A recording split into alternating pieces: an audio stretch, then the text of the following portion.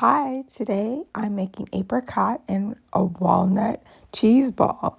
Now, this is similar to my cranberry and pecan cheese ball, so it's very easy.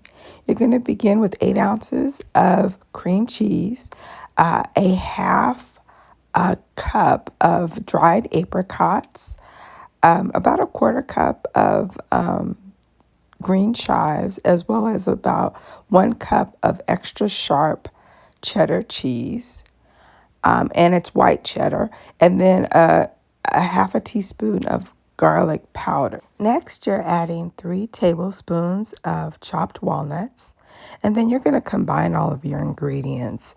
The softened cheese, the garlic powder, the chives. You're going to add in your apricots, and then those 3 tablespoons of crushed walnuts I mentioned earlier, and combine all your ingredients well.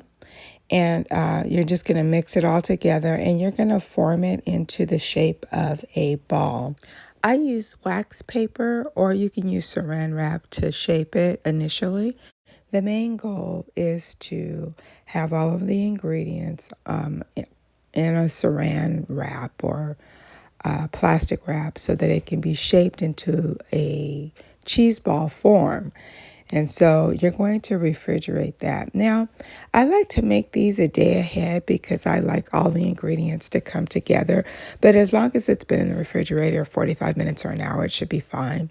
In the meantime, you're going to chop up about a quarter cup of walnuts and apricots, as well as an eighth of a cup of the chives to place on your cutting board. And we're going to roll the refrigerated cheese ball into this sort of final stage of nuts and fruit and chives. And you're going to roll that completely. And then when it's done, it will look like this. You'll refrigerate that one more time by wrapping it in another plastic wrap. And when it's ready to serve, you just unwrap it and add your favorite crackers to it, and it's a great appetizer.